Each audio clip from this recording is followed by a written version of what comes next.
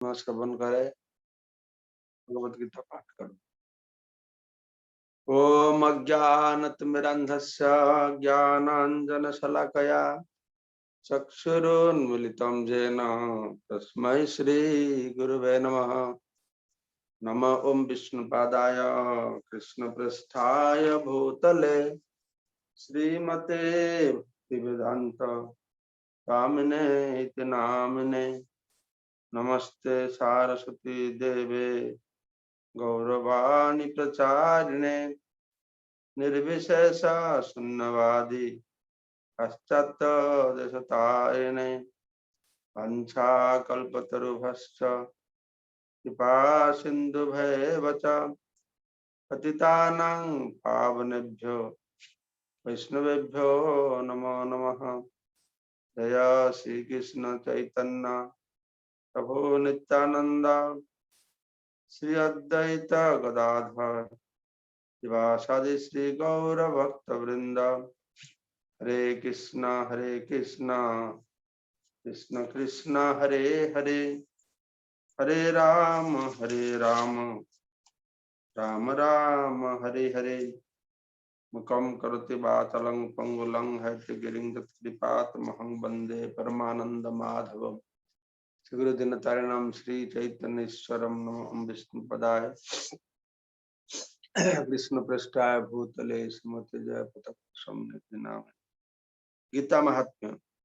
गीताध्ययनशीलस्य प्राणायाम परस्य च नैव सन्ति पापानि पूर्वजन्म कृतानि च। मलनिर्मोचनं पुंसां जलस्नानं दिने दिने सकृत् गीतां वचि स्नानं संसारमलनाशनं। गीतासु गीता कर्तव्या किमनै शास्त्रविस्तरै जा स्वयं पद्मनाभस्य मुखपद्माद्विनिसृता। भारतामृत सर्वस्वं विष्णुवक्त्राद्विनिसृतं। गीता गंगोदकं पीत्वा पुनर्जन्म न विद्यते। सर्वोपनिषद गावो दुग्धा गोपालनंदनः। पार्थवश्च श्रुतिर्भोक्ता दुग्धं गीतामृतं महत्। एकं शास्त्रं देवकीपुत्र गीतम् एक देव देवकीपुत्र एव। एक मंत्रास्तस्य नमानि जानि कर्माप्यकं तस्य देवस्य सेवा। हरे कृष्ण कृष्ण कृष्ण हरे हरे, हरे राम राम राम हरे हरे। श्रीमद् भगवद गीता 10th अध्याय विभूति योग श्लोक नंबर 4 और 5। ओम नमः भगवते वासुदेवाय, ओम नमः भगवते वासुदेवाय, ओम नमः भगवते वासुदेवाय।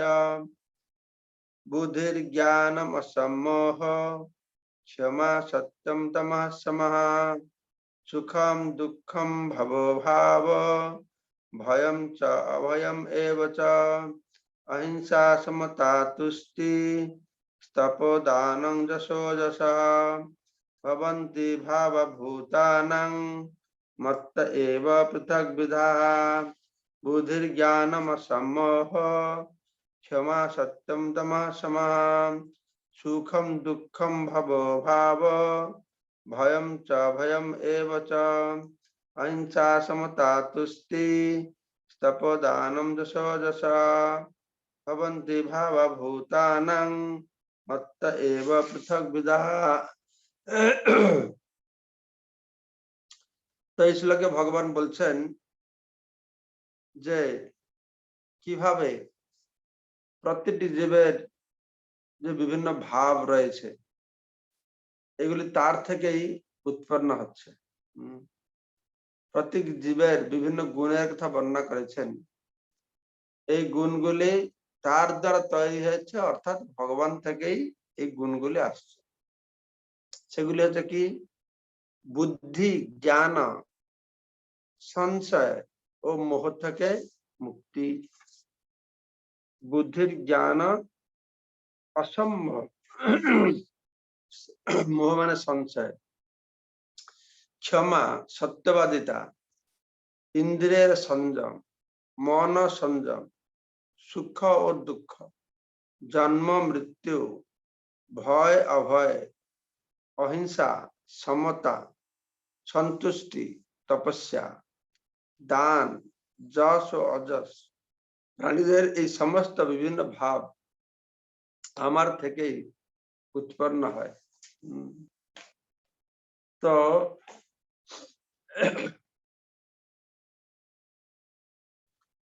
তো ব্যাপার হচ্ছে মানুষ যদি শাস্ত্রীয় জ্ঞান থাকে, ওই শাস্ত্রীয় জ্ঞানবান ব্যক্তি তার নিজস্ব বুদ্ধিতে আমাকে বুঝতে পারবে না, ভগবানের দেওয়া বুদ্ধিতে বুঝবে। দদামি বুদ্ধি যোগম, সেজন্যই, কেননা বুদ্ধি তো নিজের তো কোনো বুদ্ধি নেই, ওটা ভগবানের দেওয়াই বুদ্ধি। বুদ্ধি ইত্যাদি এখানে যেসব বর্ণনা করা হলো, বুদ্ধি, জ্ঞান, সঞ্চয়, এগুলো সব ভগবান থেকে আসছে। ভগবান থেকে আসছে মানে কিরকম? অর্থাৎ এগুলি সব হচ্ছে সত্যগুণ, জড় গুণ থেকে আসছে। জড় গুণ থেকে এগুলি আসছে। জড় গুণটা প্রকৃতি, প্রকৃতির মালিক হচ্ছেন ভগবান। তো জড় গুণ থেকে এই সমস্ত যদি বর্ণনা করা হলো, বুদ্ধি, জ্ঞান, অসম্মোহ, কিছু হচ্ছে।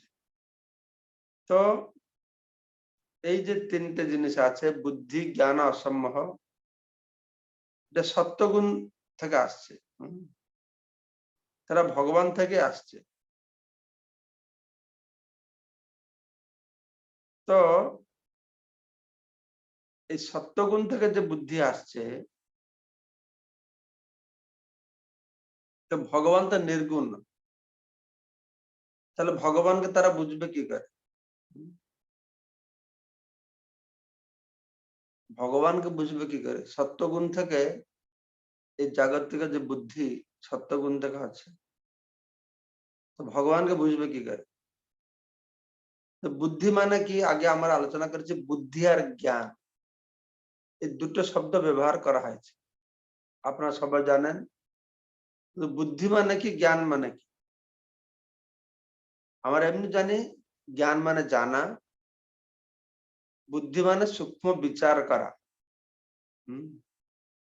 কোনো কিছু জানার সূক্ষ্ম বিচার করার যে ক্ষমতা, তাকে বলা হচ্ছে বুদ্ধি।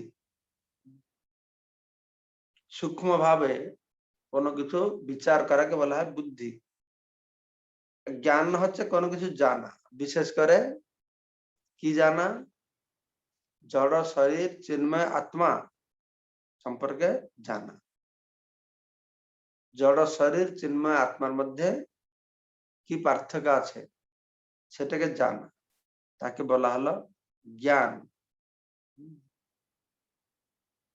অসম্মোহ, মোহ, অসম্মোহ। তো সে মায়া মোহিত জীব। মোহ, প্রভুপাদ বলছেন মোহ মানে সংশয়, ঠিক আছে? অসম্মোহ মানে সংশয় ও মোহ থেকে মুক্তি। কখন সম্ভব হবে? না যখন দ্বিধা মুক্ত হয়, অপ্রাকৃত দর্শন সম্পর্কে উপলব্ধি হবে। তো এটা হচ্ছে মোহ। মায়া মোহিত জীব, মায়া মোহিত মানে সবসময় জীব দ্বিধার মধ্যে রয়েছে, ভালো মন্দ বিচার করতে পারছে। তো বলা আছে এই বুদ্ধি, জ্ঞান আর অসম্মোহ, এই যে তিনটে গুণ, তো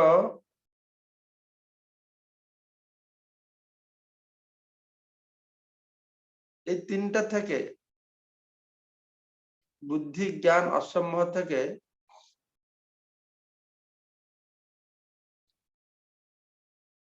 তো জ্ঞান কোনো কিছু সম্পর্কে জানা হচ্ছে, এইখান থেকে এই দ্বারা আমার ভগবানকে জানি। ভগবান বলছে না, শুধু এটার দ্বারা আমাকে জানতে পারবে, শুধু বুদ্ধি জ্ঞান অসম্যত দ্বারা আমাকে জানতে পারবে না, ভগবান নিজে যুক্ত হতে হবে।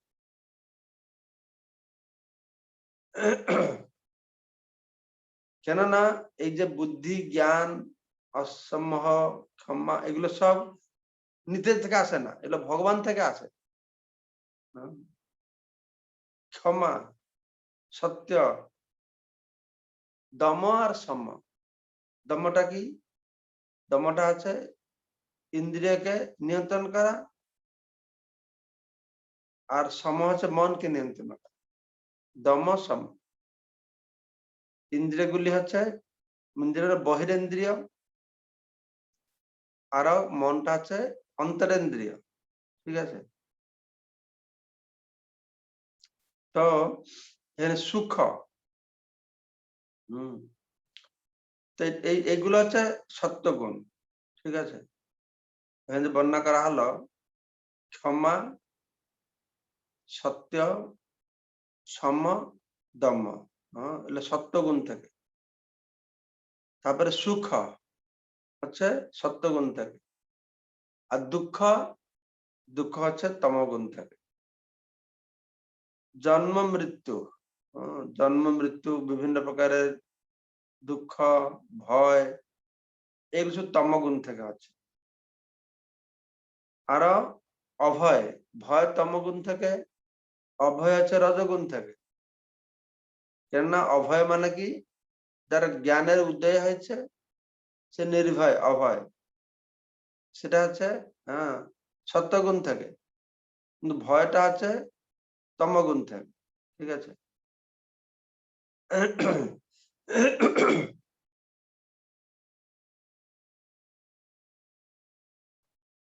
তো অভয় ভগবানের উপর নির্ভর করে। যদি কেউ ভয় না করে ঠিক আছে, তো অনেক তমগুণের বশবর্তী আমি কাউকে পড়ুয়া করি না, কাউকে ভয় করি না, সেটা কিন্তু তামসিক, সেটা সাত্বিক হবে না। সেই রকম অহিংসা, অহিংসাটা হচ্ছে সাত্বিক। আর সমতা, সমতা মানে কি? অন্যকে নিজের সঙ্গে সমান বলে মনে করবে, অর্থাৎ অভিন্ন মনে করবে। নিজের অন্যের সুখের দুঃখ নিজের সুখের দুঃখ বলে মনে করে, সমতা, এটা সাত্বিক হবে। সেরকম সুখ দুঃখ সন্তুষ্টি আছে, সন্তুষ্টি, সন্তুষ্টি, এই সন্তুষ্টি যদি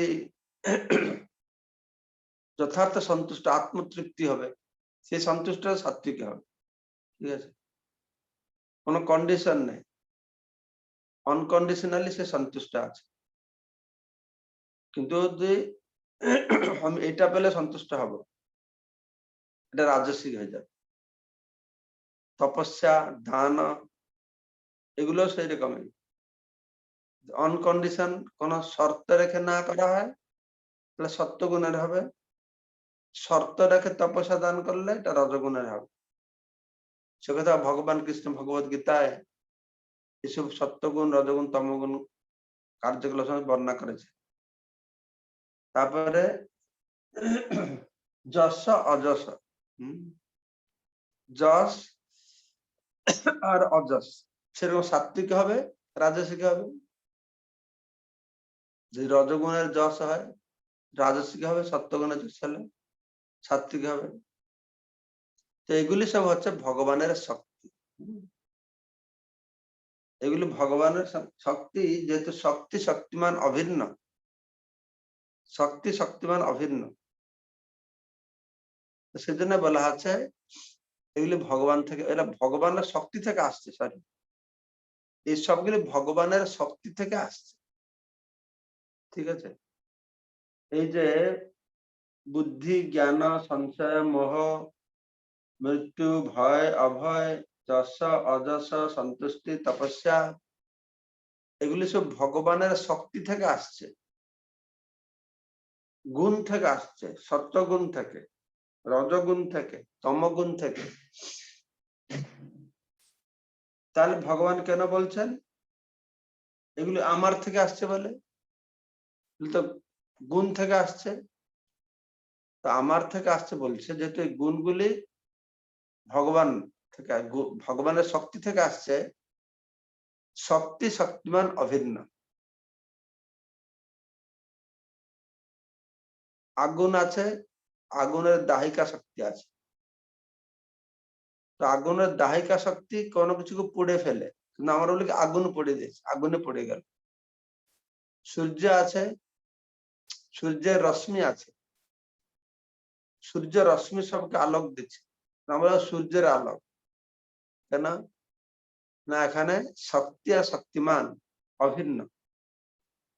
যদিও এগুলি সব ভগবানের শক্তি থেকে আসছে, ভগবান বলছেন এখানে আমার থেকে এসছে।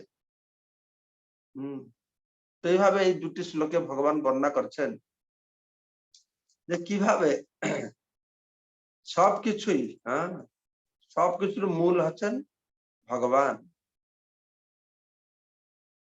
তিনি হচ্ছেন সবকিছুর প্রভু। আমরা যেটা কি গত অধ্যায়, পূর্ব অধ্যায় আমরা শুনেছি যে কিভাবে পূর্ব শ্লোকে আমরা বলে শুনেছি যে তিনি সবকিছুর মূল, সবকিছুর প্রভু, সবকিছুর আদি আগে বলা হলো। তো এইভাবে আমাদেরকে সব এগুলি জানতে হবে। এই প্রতিটি শব্দ প্রভুপাদ তার তাৎপর্য বর্ণনা করেছেন, আপনারা পড়বেন। তা নাহলে এই শব্দের অর্থগুলি তো সবাইকে জানার নেই। বুদ্ধি জ্ঞান বাইরের লোককে জিজ্ঞাসা করবে, বুদ্ধি জ্ঞান হয়তো বলতে পারবে। সূক্ষ্ম পার্থক্য কি রয়েছে বিশ্বের মধ্যে জানা। তো সত্য, সত্য মানে কাকে বলা? ক্ষমা, ক্ষমা যেমন, ক্ষমা মানে কি? ক্ষমা মানে কিছু সহ্য করা। কেউ কিছু খারাপ করলো বা ভালো মন্দ করলো, আমার দুর্ব্যবহার করলো, এটাকে সহ্য করাকে বলা হচ্ছে ক্ষমা করা। ঠিক আছে? সত্য কথা বলবে। সত্য কথা কোনটা? সত্য কথা যে কথাটা বললে অপরের মঙ্গল হবে, সেটা সত্য কথা। বা বিভিন্ন বিষয়ের সম্পর্কে যা আমরা বলছি, সেটা কি পরের মঙ্গল হচ্ছে? সেটি আসল সত্য কথা। আমরা ভগবানের বাণী প্রচার করছি, এটা সত্য কথা। আর দম সম বলেছি, ঠিক আছে? দম মানে কি? আমাদের ইন্দ্রিয় ভোগ কে নিয়ন্ত্রণ করা। আর ইন্দ্রিয় ভোগকে পূর্ণ মাত্রাতে কেউ নিয়ন্ত্রণ করতে পারবে না। ইন্দ্রিয়কে বিষয় সংস্পর্শে আনতে হবে যতটুকু দরকার জীবন ধারণের জন্য।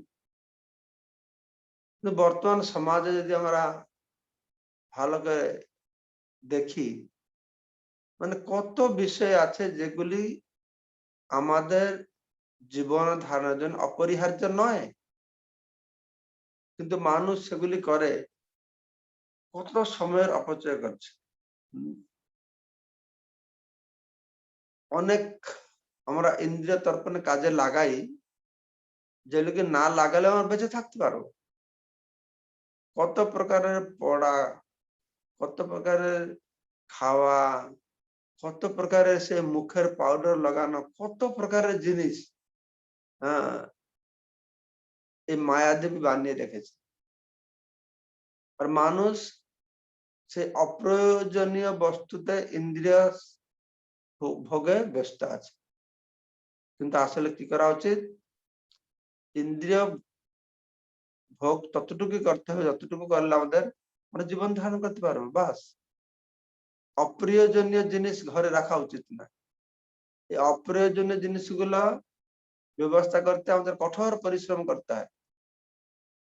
যতটুকু ঘরে থাকলে, আমি দেখেছি কিছু কিছু মানুষের বাড়িতে কত প্রকারের জিনিস কোনো কাজে লাগে না, কিন্তু আমি তো দেখেছি বিদেশে এখানে আছি, এক একটা বাড়িতে এক একটা লোকের 5 জোড়া 7 জোড়া 10 জোড়া সব জুতো, কত কাপড়, ঘর ভরে কাপড়।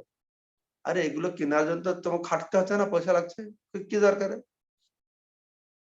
আমরা তো ছোটবেলায় দেখেছি আমাদের গ্রামে এইরকম জামা কাপড় আমরা কিনতাম না। সরস্বতী পূজা হবে, দুর্গা পূজা হবে, গণেশ পূজা হবে, নতুন জামা কাপড় পাওয়া যায়। কিন্তু এখন আর সে অভ্যাস নেই। হ্যাঁ, খাটা, পয়সা কামা আর গিয়ে দোকানে ঢাকা, এটাই চলছে। সেখানে সেদিন প্রভু বলছেন যে আমাদের অযথা কোনো কিছু ইন্দ্রিয়কে অযথা ভোগে লাগাতে হবে না। সেটা শ্রবণের জন্য হতে পারে, দেখার জন্য হতে পারে, খাওয়ার জন্য হতে পারে, পড়ার জন্য হতে পারে।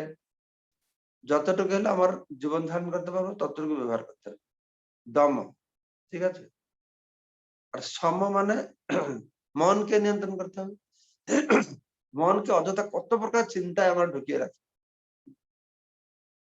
অত প্রকার চিন্তাটাকে মনকে বিরক্তিকর কোন দরকার, মনের উপরে ভার চাপানোর কোন দরকার। বহু অপ্রয়োজনীয় জিনিস নিয়ে আমরা চিন্তা করে থাকি, সেগুলো থেকে আমাদেরকে সবাইকে মুক্ত হতে হবে। দম সম সুখ। তো সুখ কি না, সুখ হচ্ছে যেটা আমার মনের মতন একটা পেলাম, এটা সুখ। যেটি আমাদের অনুকূল সেটি সুখ, প্রতিকূল সেটা দুঃখ। সেরকম ভব মানে মৃত্যু, অভব মানে ভব মানে জন্ম, অভব মানে মৃত্যু। ভয়, ভয়টা কি? এই ভবিষ্যৎ আমার কি হবে, এটা নিয়ে একটা ভয়। হ্যাঁ, ভবিষ্যতে এটা হলে আমার দুঃখ পাবো, আমি কষ্ট পাবো, এটা নিয়ে একটা ভয়। ও আমার অপারেশন হবে, আমার এইটা হবে, আমার সেটা হবে, আমার মৃত্যু হবে, এই যে কথাটাকে। হ্যাঁ, ভবিষ্যতের দুঃখের কারণটা হচ্ছে ভয়। হ্যাঁ? অভয় মানে কোনো ভয় নেই। আর ভয়টা আসে কোথা থেকে? ভয়ম দ্বিতীয় অভিনিবেশত স্যাৎ ঈশপতস্য বিপর্যয় স্মৃতি। ভগবান ভগবত বিমুখ হয়, দ্বিতীয় বস্তু ভৌতিক শরীর, ভৌতিক জগৎ প্রতি অভিনিবেশ করি, তখন ভয় আসে। ঠিক আছে। তো এরকম এটা হচ্ছে ভয়। অহিংসা, অহিংসা মানে অন্য কোন জীবজন্তুকে কষ্ট না দেওয়া, ক্লেশ না দেওয়া, যে কোনো কারণে হোক। বিশেষ করে আমার নিজের ইন্দ্রিয় তৃপ্তির জন্য অন্য কোন জীবজন্তুকে ক্লেশ না দেওয়া, কষ্ট না দেওয়া, সেটাই অহিংসা। তুষ্টি, তুষ্টি মানে সন্তোষ, যা আসলো সেটা পেয়ে খুশি হও। কিন্তু জগতে সবাই অসন্তুষ্ট, কারণ যত আসে অন্য কিছু চায়। উপাদ বলছেন যে ছাগল সবসময় মনে করে বেড়ার ওপারের ঘাসটা খুব ভালো, এটি আমাদের অবস্থা। আমরা যেখানে যাই না কেন অন্য জিনিসটা ভালো লাগে। গ্রামের লোকেরা মনে করে ও শহরে গেলে কত ভালো, শহরের লোকেরা মনে করছে আরে বাপরে শহরে অতিষ্ঠ অবস্থা, ধুলো বালি, গাড়ি ঘেমে, ও গ্রামে গেলে কত সুন্দর লাগছে। তারা গ্রামে গিয়ে কিছুদিন থাকবে, আবার শহরটা ভালো লাগে। সবসময় অসন্তোষ। সন্তুষ্ট মানে আমি যেখানে থাকি সন্তোষ, শহরে থাকি গ্রামে থাকি ভালো থাকি, যা প্লেট আসবে খেয়ে উঠে যাব। হ্যাঁ, যা পড়ার পাবো সেটা পড়বো, যেটা আসলো সেটাই সন্তুষ্ট থাকা, তাকে বলে সন্তোষ। যেটাকে আমাদের ভৌতিকতা সম্পূর্ণ বিপরীত। সন্তুষ্ট হয়ে গেল, তুষ্টি হয়ে গেল, কর্ম অনুসারে আমি যেটাই পাচ্ছি সেটা সন্তুষ্ট থাকবো। অসন্তুষ্ট তো দুঃখ, দুঃখটাকে আমরা তৈরি করি। হ্যাঁ, দুঃখ অন্য লোক কেউ দেয় না, আমরা তৈরি করি। সেজন্য এটা সুখ পাওয়ার উপায় একটা, ঠিক আছে। তপস্যা করতে হবে। তপ, তপ মানে কি শারীরিক ক্লেশ, স্ব ইচ্ছায় শারীরিক ক্লেশ গ্রহণ করতে হবে, কিন্তু সেই শারীরিক ক্লেশটা শাস্ত্রসম্মত হবে, না হলে সেটা তমগুণের হবে। অনেক তান্ত্রিকের রয়েছে বিভিন্ন প্রকার শারীরিক ক্লেশ দেয়, অসুরেরা মাথা কেটে আহুতি দিয়ে দেবে। হ্যাঁ, তো এইরকম নয়, এটা শাস্ত্রসম্মত যে তপস্যা করতে হবে। তপস্যা তো স্ব ইচ্ছায় কিছু কষ্ট গ্রহণ করা। দান করতে হবে।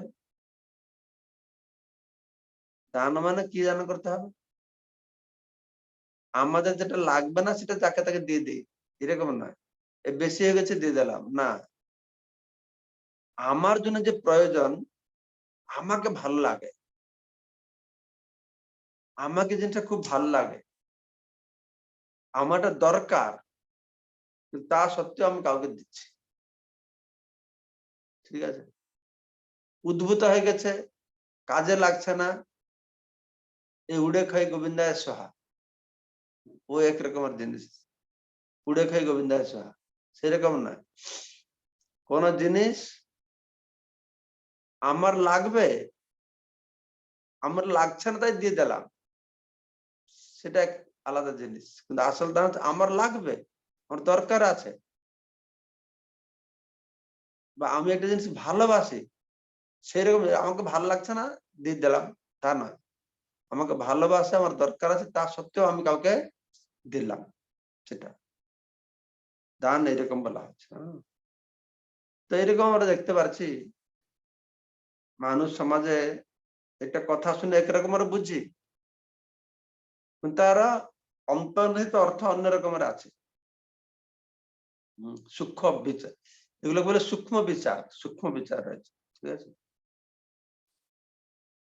তো যশ অযশ, দান যশ অযশ। যশ হচ্ছে যার মধ্যে সদ্গুণাবলী প্রকাশিত হয়, তার যশ হবে। তারপর অযশ, সদ্গুণের অপোজিট, অসদ্গুণাবলী যার মধ্যে অযশ, তার যশ হবে না। যশ মানে সদ্গুণাবলী সম্পন্ন যে রয়েছে। তো এই যে ভাব, এই জীবে যে বিভিন্ন ভাব, বিভিন্ন স্থিতি, বিভিন্ন অবস্থা, হ্যাঁ, পৃথক বিধু, পৃথক ভাবে যশ অযশ, জন্ম মৃত্যু, সুখ দুঃখ, এর সব ভগবান থেকে আসছে। ভগবান হচ্ছেন এই সব কিছুর উদ্ভব স্থান, বুঝতে পারছো? ভগবান থেকে সব এসেছে। তো এইভাবে বর্ণনা করা হচ্ছে। তো কিভাবে ভগবান হচ্ছেন,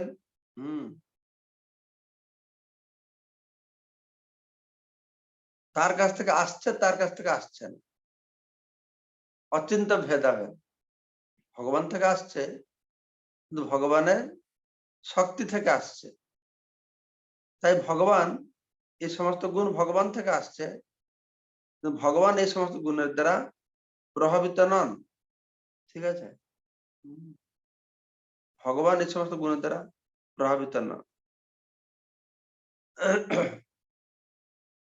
তো এইভাবে বুঝতে হবে যে কিভাবে সবকিছু ভগবান থেকে আসছে। তো সেই বিভূতি, তার বিভূতি, এগুলো সব তার বিভূতি। এই জগতে আমরা যা কিছু দেখছি সব ভগবানের শক্তির বৈচিত্র্য, তার বিভূতি, এগুলি সব। তো এইভাবে ভগবান এই বিভূতি যোগে তার ঐশ্বর্যের কথা, তার মহান গুণের কথা, তার বিভূতির কথা, সবকিছু তার সম্পর্কিত, এটা জানতে হবে। ভগবান কৃষ্ণ এই অধ্যায় শেষে বলবেন যে আমি তোমাকে আমার ঐশ্বর্যের কথা, বিভূতির কথা কি বলবো অর্জুন, এইটুকু তুমি জেনে রাখাও, এই সম্পূর্ণ জড়জগৎ, অনন্ত কোটি ব্রহ্মাণ্ড, এই আমার ঐশ্বর্যের বিভূতির এক বিন্দু মাত্র। তো এইভাবে ভগবানের ঐশ্বর্যকে বুঝতে হবে, কোনোদিনই তাকে বোঝা যাবে না। ভগবানের ঐশ্বর্য কোনোদিন আমাদের মাথায় ঢুকবে না। শুধু এক বিন্দু জল নিয়ে সমুদ্রকে জানার মতো, এক বিন্দু জলকে দেখে তার কি গুণ রয়েছে তার মধ্যে সমুদ্রকে জানতে হবে। সমুদ্র হচ্ছে অসীম, ঠিক সেই রকম ভগবান কিছু কিছু অধ্যায় বর্ণনা করবেন, ভগবানের গুণ অনন্ত অসীম।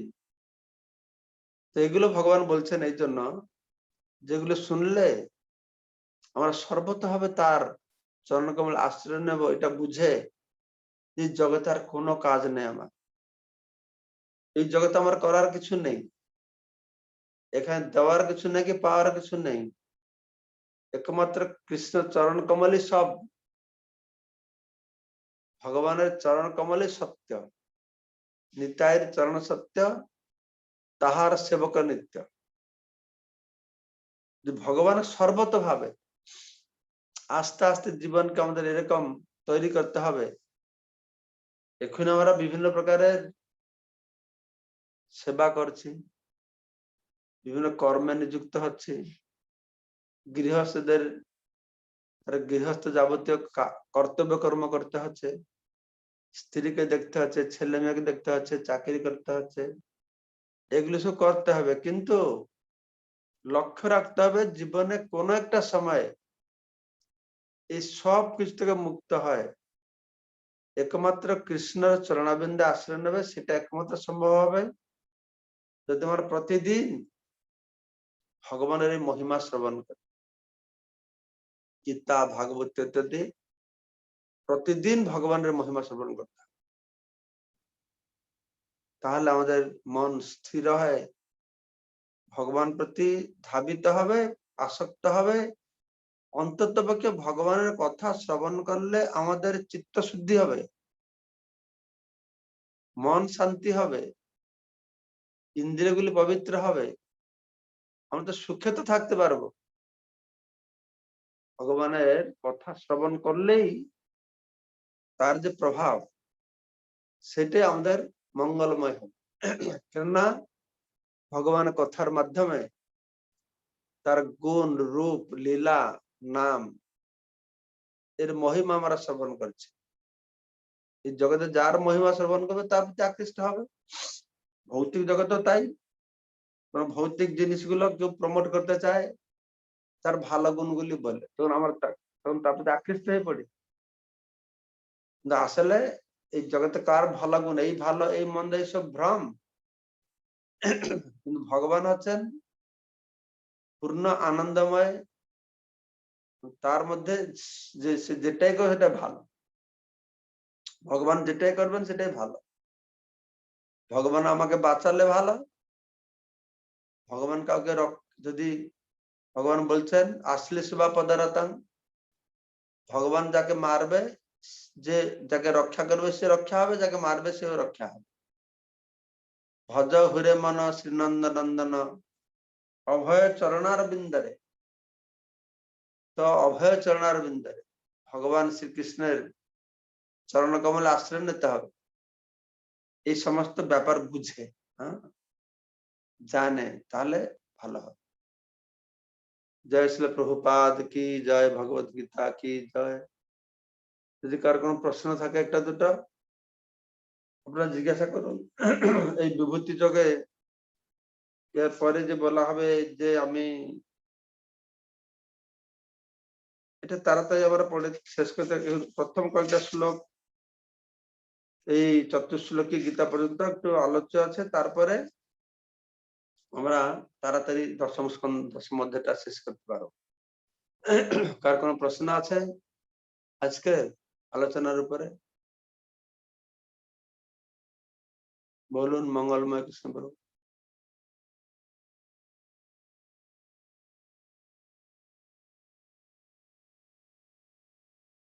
अनम्यूट করুন। হরে কৃষ্ণ মহারাজ, ধন্যবাদ, প্রণাম মহারাজ। বুদ্ধি এবং জ্ঞানের যে সূক্ষ্ম পার্থক্য বললেন, তো আর একবার যদি কৃপা করে বলেন। বুদ্ধিটা হচ্ছে কোন কিছু বিষয়ের সূক্ষ্ম বিচার করা যে শক্তি, ঠিক আছে? ইন্টেলিজেন্স মানে কোন কিছু সম্পর্কে জ্ঞান অর্জন করাটাকে বলে জ্ঞান, কোন কিছু সম্পর্কে জানাকে বলে জ্ঞান, ঠিক আছে? আর কোন কিছু সম্পর্কে সূক্ষ্ম বিচার করা তাকে বলা আছে বুদ্ধি। কোন কিছু বিষয়ে জানার জন্য যে শক্তিটা, সেটা যে বুদ্ধি, আর জানাটাকে বলা হচ্ছে জ্ঞান। তো এখানে বর্ণনা করে বলা হচ্ছে বুদ্ধি মানে সূক্ষ্ম বিচার, ভালো মন্দ বিচার, এটা ভালো এটা মন্দ, এই বিচার করা হচ্ছে। জ্ঞান মানে আমি জানছি, আমি অনেক জিনিস জানছি, বুঝতে পারছো? ট্রেন কিরকম চলে, এরোপ্লেন কিরকম চলে, এগুলো সব জ্ঞান। গীতার ডেফিনেশন এটাও জ্ঞান নয়। জ্ঞান হচ্ছে চিন্ময় আত্মা জড় শরীর, হ্যাঁ, এর মধ্যে পৃথক আছে, এটা জানা। কোন কিছু সম্পর্কে জানাকে বলে জ্ঞান, জানার জন্য যে শক্তি তাকে বলে বুদ্ধি, ঠিক আছে? হ্যাঁ মহারাজ, তাহলে এই যে জ্ঞান, আত্মজ্ঞান, জ্ঞান মানে আত্মজ্ঞান, জড় শরীর এবং আত্মার মধ্যে পার্থক্য নিরূপণ, এটা সেটা তো ভগবত আত্মজ্ঞান, গীতাতে রয়েছে। সেটা তো আত্মজ্ঞান, সেটা আত্মজ্ঞান। আমি জেনারেল জ্ঞানের কথা বলছি, জেনারেল জ্ঞানের কথা। এটা আত্মজ্ঞান, সেটাকে আমরা গীতায় কৃষ্ণ জ্ঞান বলে ডেফিনেশন দিয়েছি। কিন্তু সেটা ছাড়লেও কোনো কিছু জানছ, এটা ঘর বানাচ্ছে, এটা জ্ঞান পেল না? ঘর বানাবার জ্ঞান হলো না ওটা? ইঞ্জিনিয়ারিং পড়ছে, সেটা ইঞ্জিনিয়ারিং জ্ঞান পেল। অপারেশন করবে, অপারেশন সেটা জ্ঞান পেল। শিপ্রা সরকার মহারাজ, দর্শনে একবার পড়েছিলাম বুদ্ধিটা সহজাত আর জ্ঞানটা অর্জিত, মানে দর্শনে পড়েছিলাম, এটা ঠিক? কোথায় পড়েছিল? দর্শনে যখন দর্শন পড়তাম, যখন ছাত্র ছিলাম তখন। বুদ্ধিটা সহজাত আর জ্ঞানটা অর্জিত, এটা পড়েছিলাম, এটা ঠিক? আমি তো দর্শন পড়ি না, তা আমি জানি না, কিন্তু আমি এটাকে এরকম বলতে পারি। সহজাত মানে যেটা বললাম, যে যখন জীব, প্রতিটা জীবের মধ্যে কোনো কিছু বিচার করার শক্তি আছে। জ্ঞানটা কি বললো তুমি? দর্শন কি বলছে? বুদ্ধিটা সহজাত মানে জন্মের সঙ্গে সঙ্গে আসে, আর জ্ঞানটা কি? আর জ্ঞানটা অর্জিত, অর্জন করতে হয়। এটা বুঝতে পারছো না? আমি সেটা বললাম, জ্ঞানটা মানে কোনো কিছু সম্পর্কে জানা, তার মানে তোমাকে অর্জন করতে হবে না। কিন্তু বুদ্ধিটা তো তোমার মধ্যে আছে, বুদ্ধিটা তুমি নিয়ে আসছো। জ্ঞানটা পরে তুমি কোথা থেকে পাচ্ছ? কেউ ইঞ্জিনিয়ারিং পড়ছে, ইঞ্জিনিয়ারিং বুদ্ধি সঙ্গে আছে, বইটাই পড়ে শুনে টুনে সেটা অর্জন করলো, জ্ঞানটা অর্জন করলো। এইভাবে বুঝতে হবে তাহলে। হ্যাঁ ক্লিয়ার মহারাজ, হয়েছে? ধন্যবাদ। হ্যাঁ মহারাজ, ধন্যবাদ।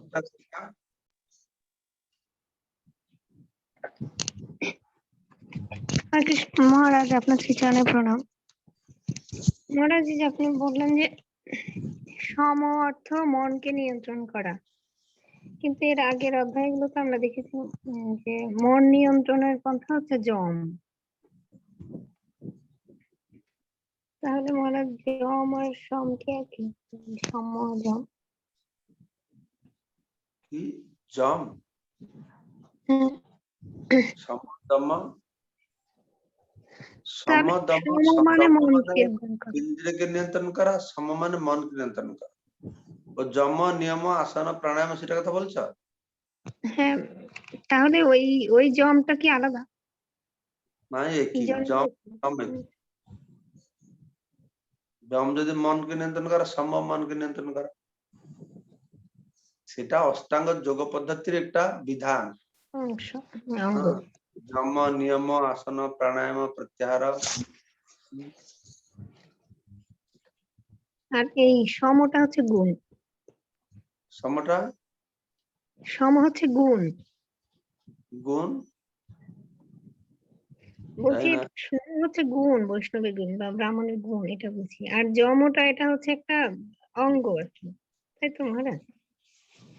তাই না সেটা কিছু হবে আমি ক্লিয়ারলি বুঝতে পারছি না যম নিয়ম আসন যম নিয়মটা সেটা অষ্টাঙ্গ যোগটা দেখতে হবে তার এই জন্য কি অর্থ বুঝাচ্ছে কি হচ্ছে ঠিক আছে পরে দেখে বলবো না আর তুমি যদি দেখে কোথাও পাও তুমি জানাবে যে এইটা খোঁজ করো ঠিক আছে না, আসলে আমি বলতে চাচ্ছিলাম যে মহারাজ, যে যম মানে হচ্ছে যে মনকে নিয়ন্ত্রণ করা বা ইন্দ্রিয় সমূহকে কেন্দ্রীভূত করা। হুম। তো সেটাই সম অর্থ কি একই, তাই বলছি। এটা আমি জানি না তো বললাম এটা দেখতে হবে আমাকে ওটা কোন অর্থে অষ্টাঙ্গ যোগ পদ্ধতিতে জমকে ব্যবহার করা হয়েছে এটাকে সূক্ষ্ম ভাবে একটু বুঝতে হবে ঠিক আছে ঠিক আছে, তুমি পরে দেখো তুমি যদি দেখে বুঝবে তাহলে তুমি বলবে আমিও দেখবো চেষ্টা করবো ঠিক আছে ঠিক আছে। হরে কৃষ্ণ। তাহলে আজকে আমরা এখানে আহ গীতামৃত অনুষ্ঠানকে বিশ্রাম দিচ্ছি কালকে আবার আপনাদের সঙ্গে মিলন হবে जय श्री प्रभुपाद की जय पंछा कल्पतरु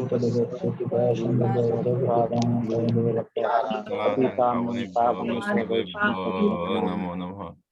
जय हितकारिणी श्रीमद् भक्ति पुरुषोत्तम स्वामी महाराज की जय।